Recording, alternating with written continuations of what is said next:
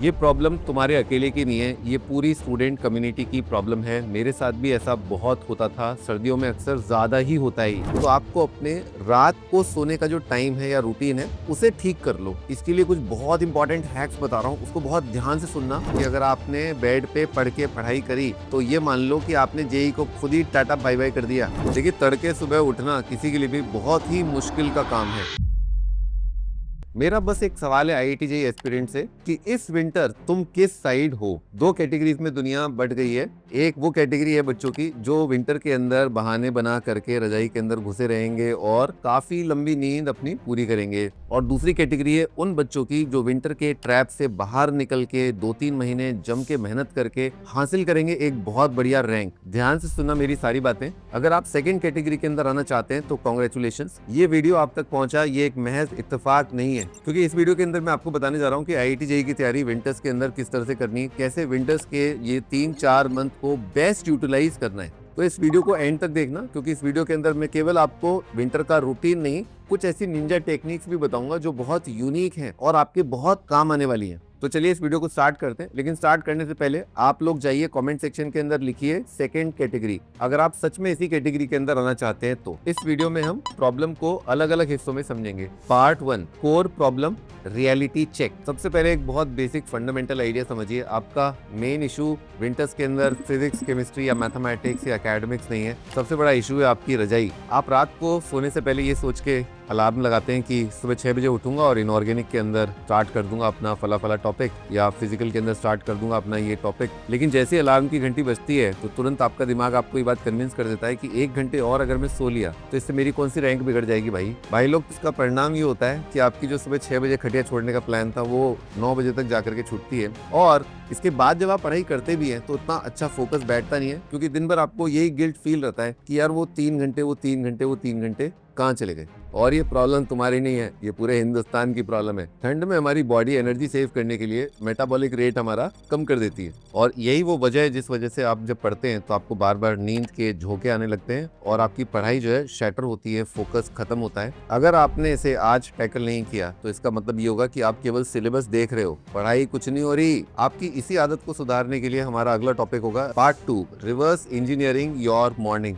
अगर आप सुबह उठ नहीं पा रहे हैं तो ये प्रॉब्लम सुबह की नहीं है दोस्त, ये प्रॉब्लम तो रात की है ना। तो आपको अपने रात को सोने का जो टाइम है या रूटीन है उसे ठीक कर लो। इसके लिए कुछ बहुत इंपॉर्टेंट हैक्स बता रहा हूँ, उसको बहुत ध्यान से सुनना। The first rule is the 10 PM rule. देखिए, ऑन एन एवरेज किसी भी बॉडी और माइंड को कम से कम 7 आवर्स का रेस्ट तो चाहिए ही चाहिए। तो मान लो अगर तुम्हें सुबह 6 बजे उठना ही उठना है तो तुम्हें 11 बजे अपने बेड पे जाना ही जाना है। अगली चीज आती है आपका डिनर ट्रैप। देखिए, अक्सर सर्दी के टाइम पर हम लोग डिनर बहुत हैवी कर लेते हैं, काफी हैवी, और साथ में उसके बाद गाजर का हलवा या कोई मिठाई। तो कोई खाना टेस्टी तो बहुत होता है ना, जीभ तो सबकी लपलपाती है, लेकिन ये बॉडी को बहुत स्लो कर देते हैं। इसका रिजल्ट ये होता है कि हम बहुत ही गहरी नींद के अंदर चले जाते हैं और सुबह जब उठते हैं तो हमारा दिमाग काफी हैवी लगता है। इसीलिए आपको प्रैक्टिस करना है एक बहुत सिंपल रूटीन कि आपका डिनर का जो टाइम है उसके 2 घंटे बाद आपको सोना है, और डिनर कोशिश करें जितना हल्का हो पाए उतना। इसके फलस्वरूप आप जब सुबह उठेंगे तो आपका माइंड काफी फ्रेश होगा। इसके बाद आता है सबसे बड़ा ट्रैप, जो है डूम स्क्रॉलिंग, यानी कि आपका मोबाइल फोन स्क्रॉल करना। जो आप रात को फोन स्क्रॉल कर रहे हैं ये आपकी नींद का बहुत बड़ा दुश्मन है। फोन की जो ब्लू लाइट है वो हमारे दिमाग को बहुत कंफ्यूज कर देती है।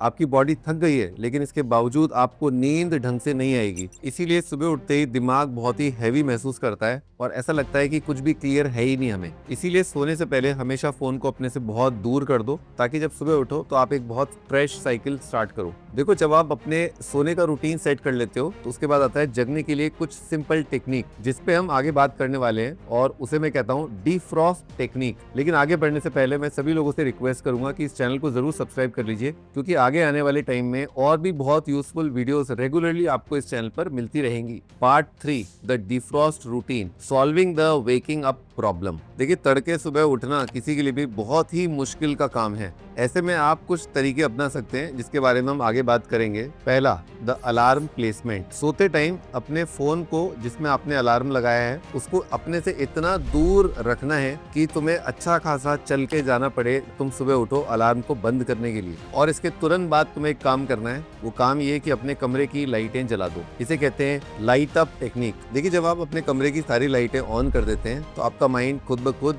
अपने आप आपकी बॉडी को आपको कन्विंस करता है कि सुबह का रूटीन स्टार्ट हो चुका है, अब आपको काम शुरू कर देना चाहिए। उसके बाद आता है द वाटर शॉक। देखो, ध्यान रखना, रात को सोने से पहले थर्मस के अंदर गर्म पानी भर के रख लेना और ये पानी आपकी रीच के अंदर होना चाहिए। ये पानी आपके सोए हुए इंटरनल ऑर्गन्स को एक वेकअप कॉल देता है। और सबसे लास्ट के अंदर आता है द 5 मिनट मूवमेंट। इसमें आपको जागने के बाद थोड़ा सा एक्सरसाइज करना है। ये एक्सरसाइज आपके ऊपर डिपेंड करती है। आप 10 से 20 पुशअप्स कर सकते हैं, थोड़ा सा ब्रिस्क वॉकिंग कर सकते हैं, या फिर आप चाहें तो रनिंग भी कर सकते हैं। देखिए, इससे आपकी बॉडी के अंदर ब्लड सर्कुलेशन बढ़ेगा, बॉडी खुद ब खुद हीट जनरेट करेगी और नींद 2 मिनट के अंदर रफू चक्कर हो जाएगी। तो ये तरीका अपनाइए सुबह अपने बिस्तर से उठने के लिए। अगर आपने इसमें से कोई भी तरीका ट्राई किया है तो आप मुझे कमेंट सेक्शन में बताना कि आपके लिए कौन सा वाला तरीका जो है ज्यादा अच्छा काम किया। Part 4, beating the study sleepiness. Suppose कि आप पढ़ाई कर रहे हैं, अपनी चेयर पर बैठे हैं, मॉड्यूल आपके सामने है, पर आंखें धीरे धीरे बंद हो रही है। ये प्रॉब्लम तुम्हारे अकेले की नहीं है, ये पूरी स्टूडेंट कम्युनिटी की प्रॉब्लम है। मेरे साथ भी ऐसा बहुत होता था, सर्दियों में अक्सर ज्यादा ही होता है। इसीलिए इस सब से निपटने के लिए मैं आपको कुछ हैक्स बता रहा हूँ। इनको बहुत ध्यान से सुनना और इम्प्लीमेंट भी करना। इसमें सबसे पहले आता है जीरो बेड पॉलिसी।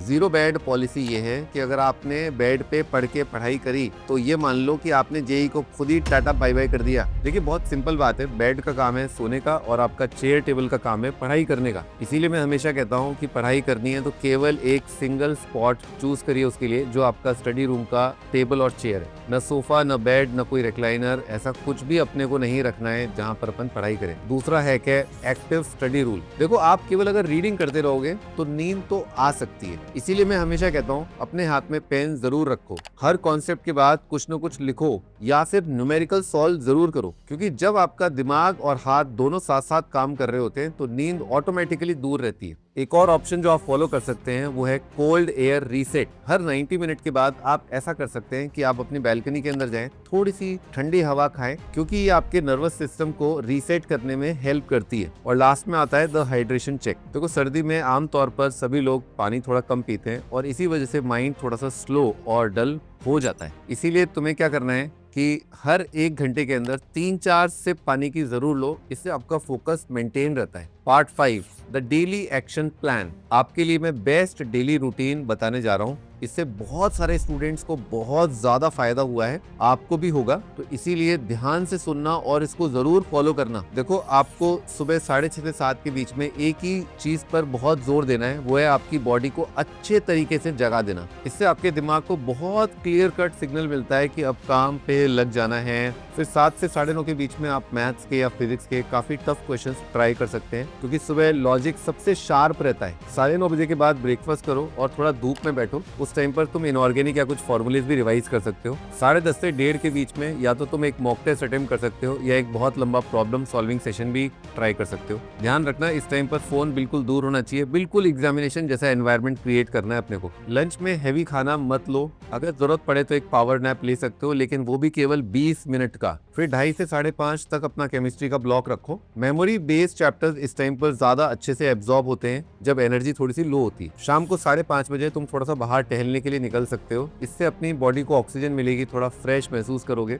और फिर रात को 7 से 10 के बीच में अपने वीक टॉपिक्स पर फोकस करो और मेनली PYQs करो। यही टाइम आपका स्कोर बहुत अच्छे से इंप्रूव करता है। रात को 10 बजे के आसपास अपना नेक्स्ट डे का प्लान बना लो। अपनी स्क्रीन को बंद कर देना और दिमाग को शांत होने का टाइम देना। देखिए, IIT मेन या एडवांस का एग्जाम आपके केवल IQ का टेस्ट नहीं है, ये आपके डिसिप्लिन का टेस्ट है। ठंड सबको लग रही है, नींद सभी को आती है, लेकिन रैंकर बनने के लिए आपको अपनी रजाई को छोड़ना पड़ेगा। कमेंट में लिखे डिसिप्लिन अगर आप अभी के अभी उठ करके स्टार्ट करने वाले हैं, और आपको फॉलो करना है ये रूटीन जब तक कि आपके हाथ में एक अच्छी रैंक हासिल ना हो। साथ ही साथ इस वीडियो को शेयर कर दीजिए अपने सभी साथियों के साथ जो आपके साथ IIT के प्रिपरेशन में लगे हुए हैं। तो मिलते हैं नेक्स्ट सेशन के अंदर। All the best, bye bye.